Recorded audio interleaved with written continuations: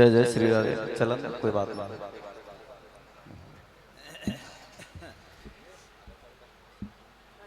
यहाँ पर उपस्थित समस्त सम्माननीय सज्जनों को दर्शनी कीर्तन मंडल पुनः नमस्कार करता है और एक सुंदर सा रोचक सा प्रसंग आपके समक्ष प्रस्तुत करेंगे।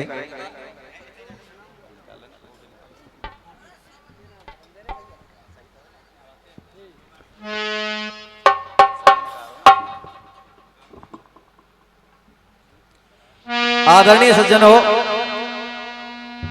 प्रसंग हम कोशिश करते हैं कि कुछ नए ही हों और देखो 20-20, 25-25 साल पुरानी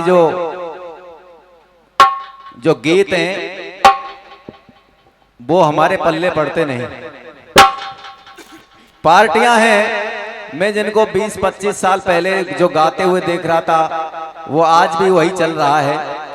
तो कुछ नया आना चाहिए दर्शकों के लिए, श्रोताओं के लिए। प्रयास करेंगे आपको कुछ नया सुनाने का। तो सुनिएगा कि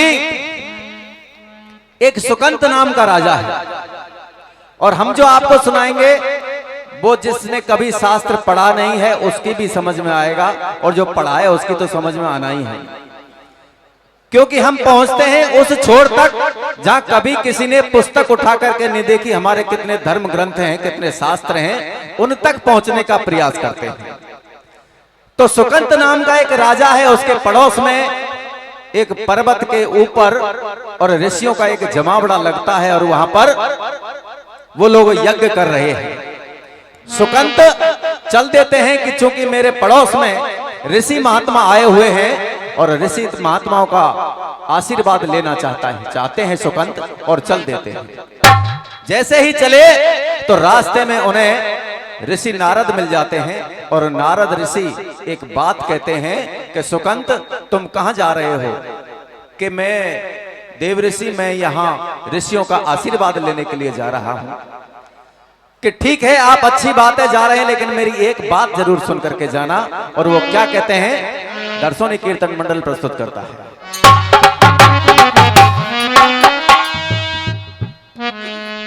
और एक हेलो धुन अभी चली है, हरियाणा की बहुत सारी धुनें चली हैं, हेलो, उनमें से एक धुन और है जिस पर हमने इस गीत का निर्माण किया है। वो क्या है कि तू बन जा बलम सपेरो और बीन बजा रस में, और मुए कारो नाग सताए गो जहर मेरे पूरे गो नस नस में। मुए कारो नाग सताए गो जहर मेरी पूरे गो नस नस में।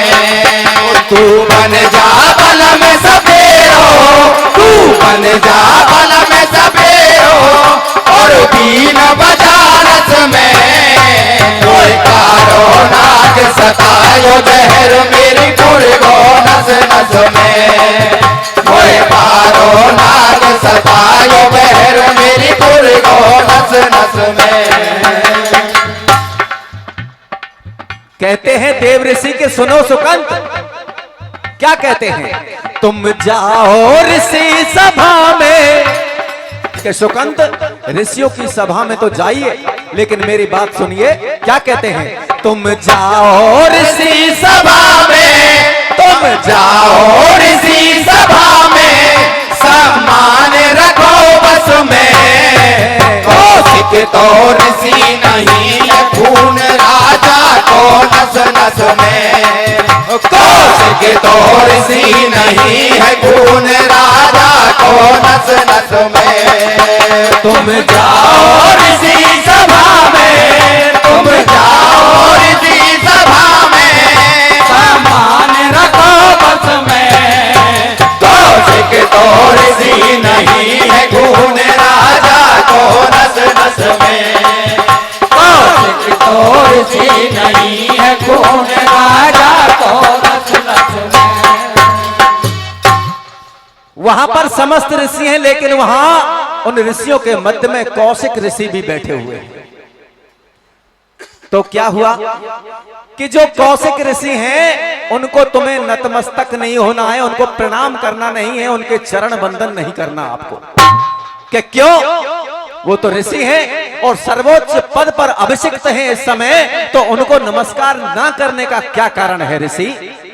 तो वो कहते हैं नारद ऋषि कि जो कौशिक हैं वो जन्म से ऋषि नहीं है, जन्म से तो वो एक राजा हैं। और सुकंत, एक राजा अगर दूसरे राजा के समक्ष नतमस्तक होता है, उसकी आधीनता स्वीकार करता है, तो वो राजा नहीं रहता। इसलिए तुम्हें उनको नतमस्तक नहीं होना है, उनको प्रणाम नहीं करना है। तो कैसे कथा आगे बढ़ती है, क्या कहा है? वो ये जन्म से ऋषि नहीं, हमसे ये छुपी नहीं। ये जन्म से ऋषि नहीं, हमसे ये छुपी नहीं। वो ये जन्म से ऋषि नहीं, हमसे ये छुपी नहीं। ये जन्म से ऋषि नहीं, हमसे ये छुपी नहीं। सुत कुसनाती गो माता झुकी नहीं। सुत कुसनाती गो माता झुकी नहीं। सुत कुसनाती गो माता झुकी नहीं। सुत कुसनाती गो माता झुकी नहीं। जो झुके भूप के आगे, जो झुके भूप के आगे, को फर्क पड़े रस में। कौशिक तो ऋषि नहीं है, खून राजा को नस नस में। कौशिक तो ऋषि नहीं है, खून राजा को नस नस में। ओ तुम जाओ ऋषि सभा में, तुम जाओ ऋषि सभा में, सम्मान रखो बस में। कौशिक तो ऋषि नहीं है, खून राजा को नस नस में। कौशिक तो ऋषि नहीं है, खून राजा को नस नस में। आदरणीय सज्जनों, दलवीर जी कि कोई जन्म से ऋषि नहीं हुआ, तो जन्म से वो जो कौशिक ऋषि हैं वो जन्म से ऋषि नहीं है, क्योंकि कुछ लोग जन्म से ही होते हैं। इसमें भी एक बड़ी कथा छुपी हुई है। जो आदरणीय सज्जन हैं और जो लोग विद्वान हैं वो भी जानते हैं कि जन्म से ऋषि कैसे होते हैं। जन्म से गायक भी होते हैं। हमारे दलवीर जी बीच में बैठे हुए जन्म से ही गायक हैं। ये 501 रुपए का पुरस्कार हमारे आदरणीय चाचा श्री राजेंद्र सिंह जी दरसोनी वाले देते हैं। बहुत बहुत धन्यवाद, आशीर्वाद की कामना करते हैं। और ये 101 रुपए का पुरस्कार हमारे भाई साहब भीम सिंह जी हमें देते हैं। बहुत बहुत धन्यवाद, आशीर्वाद की कामना करते हैं। हाँ, 20 रुपए का पुरस्कार नंगला दरसोनी वालों की तरफ से आता है, पार्टी की तरफ से। दलवीर जी की बगल में बैठे हैं, उनके 10 रुपए जरूर आ गए साहब, बाकी और दलवीर जी के तो आएंगे। नंगला बारे हैं। अच्छा, इंदल जी के बहुत बहुत धन्यवाद। अरे कौशल जी ये हमें 101 रुपए का आशीर्वाद देते हैं। बहुत बहुत धन्यवाद, आशीर्वाद की कामना करते हैं। आदरणीय सज्जनों, कि सुकंत जब पर्वत पर पहुंचे तो देव ऋषि नारद के कहने के अनुसार कौशिक ऋषि को उन्होंने प्रणाम नहीं किया। देव ऋषि नारद ने ऐसा किया कि सुकंत की मति भ्रम हो गई और उन्होंने वहां जाकर के कौशिक ऋषि को प्रणाम नहीं किया। तो कौशिक ऋषि अत्यंत नाराज हुए। नाराज होकर के वो पहुंच गए कि एक राजा समस्त लोगों को प्रणाम करता है लेकिन मुझे प्रणाम नहीं करता। वो पहुंच गए श्री रामचंद्र जी के पास में। श्री रामचंद्र जी से कहा कि श्री राम जी, आपके होते हुए ऋषियों का अपमान हो रहा है, ये क्षत्रियों के लिए डूबकर मरने वाली बात है। श्री रामचंद्र जी ने अपने कर जोड़े, कहा कि ऋषि बताइए आपका अपमान कैसे हुआ और किसने किया है। आदरणीय सज्जनों, कौशिक ऋषि ने कहा कि सुकंत नाम का एक राजा है जिसने समस्त ऋषियों के चरण वंदन किया, लेकिन मेरा चरण वंदन नहीं किया, यहां तक कि मुझे एक प्रणाम तक नहीं किया। श्री रामचंद्र जी कहते हैं कि ऋषिवर, आप तो जानते हैं कि रघुकुल की रीत है, वो सदा से ये चलती हुई आई है कि हम लोग जो वचन देते हैं उसको प्राणपण से पूर्ण करते हैं। तो मैं आज आपको वचन देता हूं कि सुकंत कल का सूर्य नहीं देख पाएगा। उस सुकंत को मैं बिल्कुल धरती से खत्म कर दूंगा, समाप्त कर दूंगा। आदरणीय सज्जनों, श्री रामचंद्र जी सेना सजाने लगते हैं और जब सुकंत को पता चलता है तो सुकंत इधर उधर मारा फिरता है, लेकिन सुकंत को बचाने के लिए कोई तैयार नहीं होता, क्योंकि वो श्री रामचंद्र जी का दुश्मन था। और श्री रामचंद्र जी जब अपने धनुष को चढ़ा लेते थे तो परिणाम निकल जाता था युद्ध का। इतने बड़े धनुर्धर थे। हुआ ऐसा कि जब कहीं बात नहीं बनी,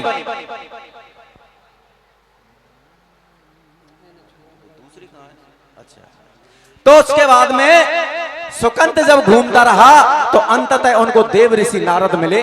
देव ऋषि नारद से कहते हैं कि मैं आपको ढूंढ रहा था, मेरे जीवन की रक्षा कीजिए, आपने सब कुछ करवाया हुआ है। तो देव ऋषि नारद उस सुकंत को माता अंजना की गुफा के समक्ष बैठा देते हैं कि सुकंत, यहां अब अपना रोना शुरू कर दो, तुम्हारा जीवन बचेगा। तो किस प्रकार से सुकंत रोना शुरू करता है, सुनिए।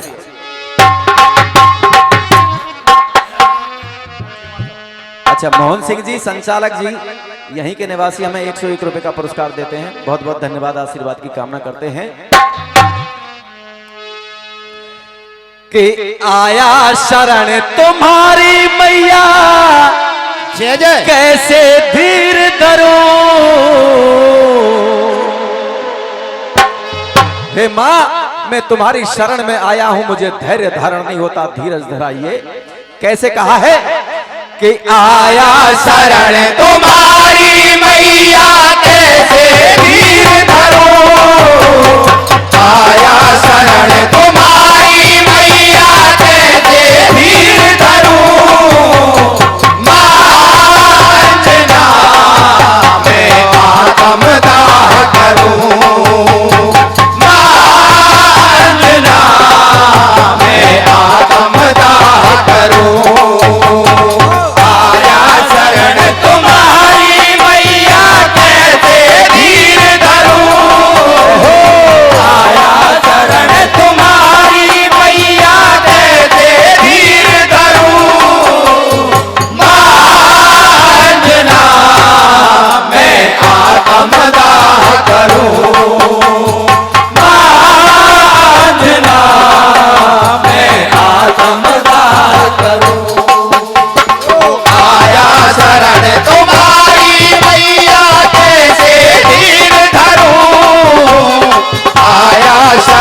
तुम्हारी मैया, कैसे धीर धरूं। मां अंजना मैं आत्मदाह करूं। मां अंजना मैं आत्मदाह करूं। ओ रक्षा को हाथ कोई माथे पे धरे ना, को हाथ कोई माथे पे धरे ना। ओ रक्षा को हाथ कोई माथे पे धरे ना। रक्षा को हाथ कोई माथे पे धरे ना। ओ मौत की घड़ी अब मैया तारे से डरे ना।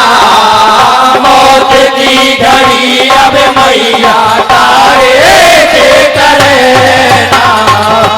मौत की घड़ी अब मैया तारे से डरे ना। मौत की घड़ी अब मैया तारे से डरे ना। ओ अब के जान बचा ले मैया, तेरी शरण पड़ूं। अब के प्राण बचा दे मैया, तेरी शरण पड़ूं। मां अंजना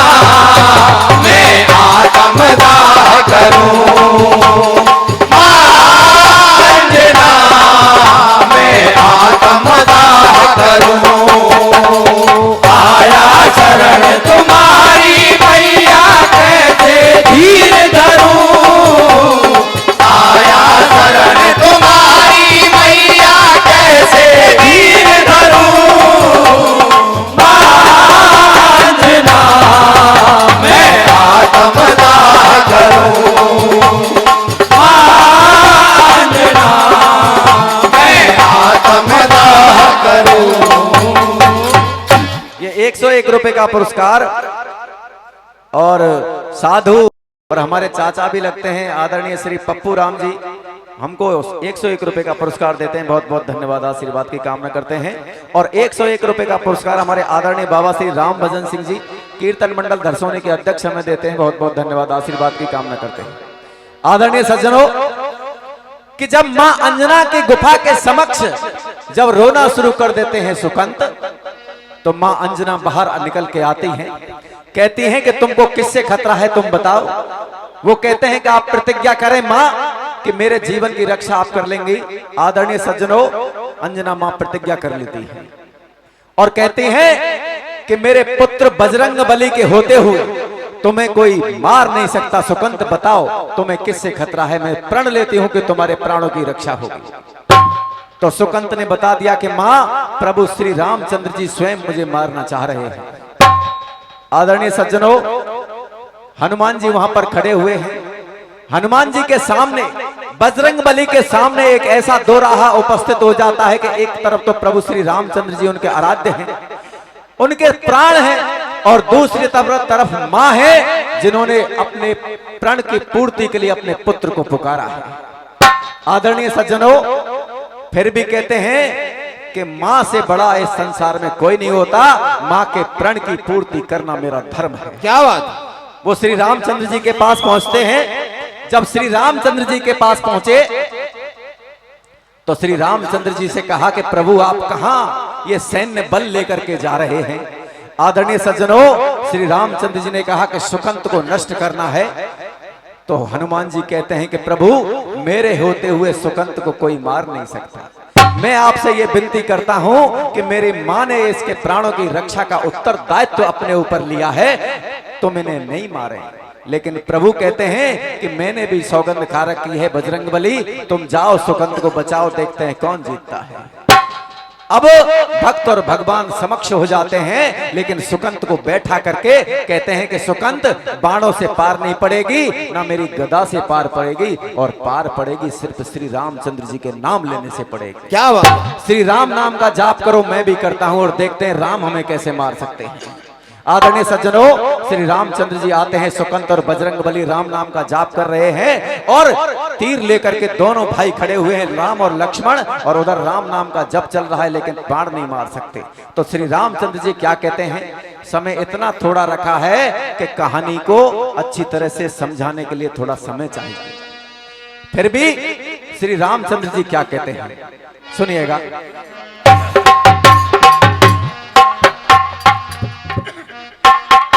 मैं जिस दिन भुला दूं तेरा प्यार दिल से, वो दिन आखिरी हो मेरी जिंदगी का। और इसे भैया देशवाल साउंड की ये रिकॉर्डिंग है, जो इस क्षेत्र का जाना पहचाना नाम है। और ये हमारे चंद्र प्रकाश दुबे जी, प्रसिद्ध मंच संचालक यूपी से हमारे बीच में पधारे हैं, 101 रुपए का पुरस्कार देते हैं। ये इतनी दूर से चल करके आए हैं और बड़े अच्छे मंच संचालक हैं, राष्ट्रीय स्तर के हैं। तो हनुमान मानो नहीं रार ठानो, ये क्षण आखिरी है तेरी जिंदगी का। हे हनुमान, ये तुम्हारी जिंदगी का आखिरी क्षण है।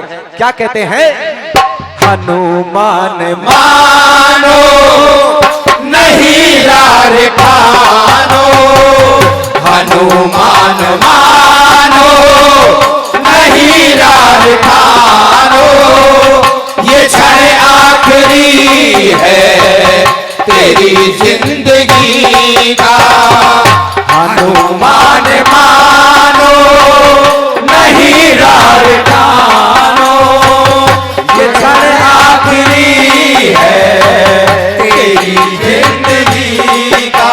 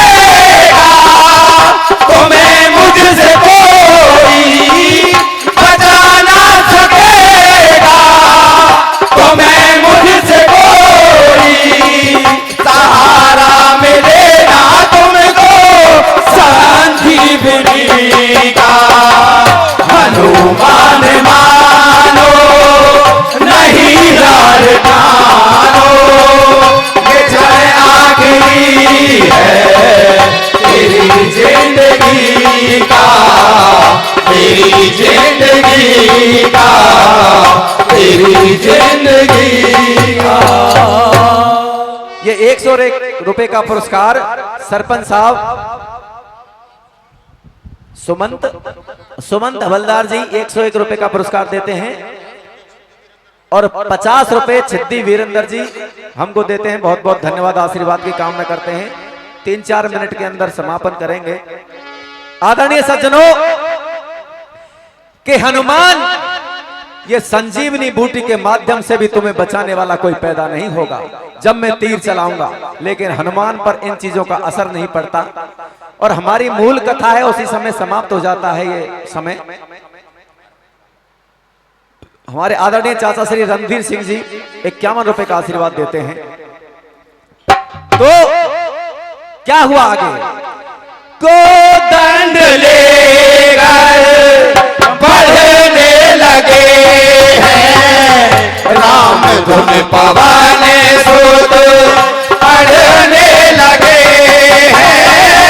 को दंड लेकर बढ़ने लगे हैं, राम धुन पवन सुत पढ़ने लगे हैं। को दंड लेकर बढ़ने लगे हैं, राम धुन पवन सुत पढ़ने लगे हैं। को दंड लेकर बढ़ने लगे हैं, राम धुन पवन सुत पढ़ने लगे हैं। इधर राम नाम है, उधर स्वयं राम है। इधर राम नाम है, उधर स्वयं राम है। चलेगा नहीं बस कहीं भी किसी का, बचा ना सकेगा तुम्हें मुझसे कोई, बचा ना सकेगा तुम्हें मुझसे कोई। सहारा मिले ना तुमको संजीवनी का, हनुमान मानो नहीं रार मानो। जब आखिरी है तेरी जिंदगी का, तेरी जिंदगी का, तेरी जिंदगी का। 21 रुपए करीली वालों की तरफ से आते हैं।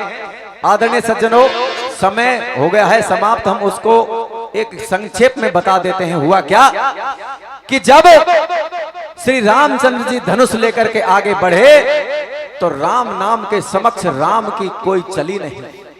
और ऐसा ही कलयुग में होता है कि जब हम राम का नाम लेते हैं तो विपत्तियों की कुछ चलती नहीं है। आदरणीय सज्जनों, एक क्षण के लिए हुआ ऐसा कि बजरंग बली को चिंता हो गई कि ये सुकंत आज बचेगा या नहीं बचेगा। उस क्षण में वो श्री रामचंद्र जी की टेर को भूल जाते हैं और जैसे ही वो 1000वें पल में वो टेर को भूले, लक्ष्मण को मौका मिला और लक्ष्मण ने सीधा बाण संधान करके और हनुमान जी की छाती में प्रविष्ट करा दिया। आदरणीय सज्जनों, परिस्थितियां भी तभी आती हैं जब हम राम का नाम लेना भूल जाते हैं और परिस्थिति आ गई है। लेकिन क्या हुआ, जैसे ही बाण जाकर के हनुमान जी की छाती में लगा तो रथ पर सवार श्री रामचंद्र जी धड़ाम से धरती के नीचे आकर के गिरे। और हुआ ये कि लक्ष्मण देख रहे हैं कि मैंने बाण मारा है हनुमान को और राम गिरे हैं मेरी बगल में, मेरा भाई गिर पड़ा है। ये ऐसा संभव कैसे हुआ? क्योंकि कहते हैं ना कि श्री राम जानकी बैठे हैं मेरे सीने में। जाकर के हनुमान जी के सीने में बैठे हुए श्री रामचंद्र जी को वो बाण लगा और बाण किसी ऐरे गहरे का नहीं था। आदरणीय सज्जनों, वो बाण साक्षात शेष का बाण था, जो भूमंडल को कहा ना कि अगर कोई ये कहे कि ये धनुष नहीं टूटता, जब जनक ने कहा तो लक्ष्मण ने ये कहा था कि पूरे ब्रह्मांड को गेंद की तरह मसलने की क्षमता है मेरे अंदर। लक्ष्मण वो थे। श्री रामचंद्र जी गिरे, लक्ष्मण को बड़ा भय हुआ कि ये क्या हुआ। आदरणीय सज्जनों, श्री रामचंद्र जी की मूर्छा छूटी और मूर्छा छूटते ही दौड़ करके सुकंत श्री रामचंद्र जी दौड़ करके हनुमान जी को उठा लेते हैं, जिनके हृदय से रक्त की धारा बह रही है। और एक छंद आता है, 1 मिनट जरूर लेंगे क्योंकि 2-2 मिनट तो सब लेकर गए हैं। तो एक छंद है, बहुत सुंदर है, सुन लीजिएगा, कोई बात नहीं है। कि श्रोणित सद्य शरीर सन्यो द्रग अम्बुदया निधि के भर आयो, पीर गई जन के तन की करुणा निधि ने कर कंठ लगाया। और दूसरे बारे कृपा करके हनुमंत पे हाथ विनीत सिधायो। हनुमान के ऊपर जैसे ही हाथ फेरा तो हनुमान जी ने सुकंत को अपने ऊपर खींच लिया। और हुआ क्या कि देखे हंसे रघुनाथ जब निज हाथ सुकंत के माथ पे पायो। श्री रामचंद्र जी का हाथ है वो सुकंत के माथे के ऊपर निकल गया। श्री रामचंद्र जी ने देखा कि ये छोटा सा मुंह तो हनुमान का नहीं हो सकता। आंखें खोली, आंखों में आंसुओं की धारा थी, लेकिन देखा कि हाथ तो सुकंत के माथे पर पड़ा है। हनुमान जी खड़े हो गए, प्रभु जिसके ऊपर आपका हाथ हो जाए उसे आप कैसे मार सकते हैं। क्या बात। इस प्रकार से सुकंत के प्राणों की रक्षा श्री रामचंद्र जी ने की। बाबूलाल जी नयाबाद से 51 रुपए का आशीर्वाद देते हैं। और अब बंद कर, अब एक चीज और बता देते हैं कि हमारे करीली वाले जो मान साहब हैं रमेश जी अगर हों तो सुने कि करीली की पार्टी है बहुत शानदार, ये बात पक्की है। लेकिन रमेश जी अगर उस पार्टी में आप जैसे लोग नहीं होते तो वो कितनी शानदार होती। क्योंकि मेरा भाई अशोक है, मैं कुछ कहूंगा तो उसको भी बुरा लगेगा, तो मैं कहना नहीं चाहता कुछ भी। और भी पार्टी है जो हमारे सम्माननीय है, वो भी पार्टी है। लेकिन आपने कहा कि बात जेब में धर ले जाइयो, वो ऋषि जो है कहा है बिना शीश को वो यूट्यूब पे देख ले, वो श्रृंगी ऋषि जाने कौन सा ऋषि उन्होंने बताया, यूट्यूब पर देख करके आए रमेश जी भैया। तो रमेश भैया यूट्यूब से शास्त्रार्थ नहीं होता, शास्त्रार्थ होता है पुस्तकों को पढ़ने से, ग्रंथों को पढ़ने से। लेकिन तुम्हारा और शास्त्र को कोई मेल तो है ना, अब जबरदस्ती करें बात कोई इलाज ना है। दूसरी बात ये कि आप ये कह रहे थे कि भैया हमने पूछा कटारा वाले मार साहब से एक सवाल पूछा था, तो कटारा वाले मार साहब ने एक सवाल पूछा तो जवाब हम दे रहे हैं, तो आप क्यों दे रहे हैं? क्यों भैया आपने ठेकेदारी ले रखी है कि कटारे वाले मार साहब को जवाब तो नहीं देंगे?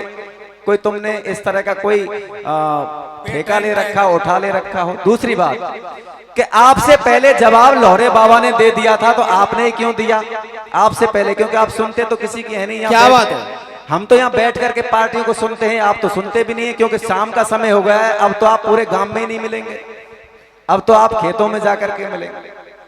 तो इस तरह से, और जेब तो मेरे खुले हुए हैं, वो कौन सा ऋषि है धर ले जाए, लाओ बताओ भाई। आप कह रहे हैं कि जेब में धर ले जाइयो ऋषि है, तो हमारे जेब कुर्ता पहन के आए हैं हम, 4-4, 5-5 जेबें धर ले जाएंगे, हमारे को आहेर हो भैया मोटरसाइकिल पे बैठा ले जाए। और दूसरी बात देखो, यहाँ बहुत अच्छे मंच संचालक और यूपी के बड़े कलाकार बैठे हुए हैं, इनके पिताजी बहुत बड़े साहित्यकार हैं, और यहाँ आप जैसे विद्वान भी बैठे हुए हैं। सवाल जवाब ऐसे नहीं होता है, सवाल का जवाब कई चीजों से मिलकर के बनता है, मात्र कह देने से नहीं होता। सवाल जिस धुन में पूछा गया है उसी धुन में उसका जवाब बना करके दिया जाता है। लेकिन बनाने का तो तुम्हारा कोई मेल है ही नहीं, किसी प्रकार का कोई मेल नहीं। और सच बताएं तो रमेश जी हमारा और तुम्हारा भी कोई मेल नहीं है, क्योंकि तुम बड़े विद्वान हैं, हम छोटे विद्वान हैं, अभी विद्वान भी नहीं, अभी तो सीख रहे हैं आप जैसे लोगों से। तो इतना ही कहना चाहेंगे, और अगर आपके अंदर क्षमता है तो दोबारा से और ऋषि को बताएं, प्रमाण लेकर के आए, यूट्यूब का प्रमाण नहीं होता है। और सवाल दूसरों करें का जब जवाब ही नहीं दिया तो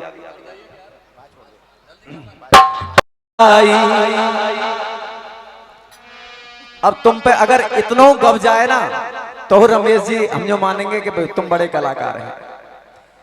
हो बालम हर जाई कि आजा तेरी याद आई, ये धुन है।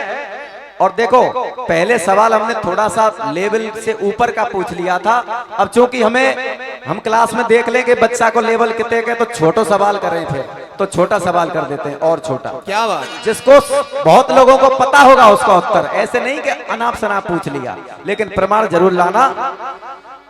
14 रत्नों को कौन लाया, 14 रत्नों को कौन लाया, 14 रत्नों को कौन लाया, 14 रत्नों को कौन लाया, 14 रत्नों को कौन लाया, 14 रत्नों को कौन लाया, ओ ये हमको नहीं पाया, 14 रत्नों को कौन लाया, 14 रत्नों को कौन लाया, ये हमको नहीं पाया, 14 रत्नों को कौन लाया, 14 रत्नों को कौन लाया। समुद्र के अंदर वो 14 रत्न मंथन में निकले, उन 14 रत्नों को समुद्र के अंदर किसने रख लिया, इसका जवाब यहां बैठे हुए 60% से अधिक लोग दे देंगे, लेकिन फिर भी उस सवाल को मैं तुमसे पूछना चाहता हूं, और बाकी जिसकी मन में हो वो भी बताएं। 5 सकते, बहुत बहुत धन्यवाद। और थोड़ा सा समय 2-3 मिनट फालतू ले लिया है, क्षमा चाहेंगे, कोई बात नहीं है, क्योंकि दर्शक भी कम ही है।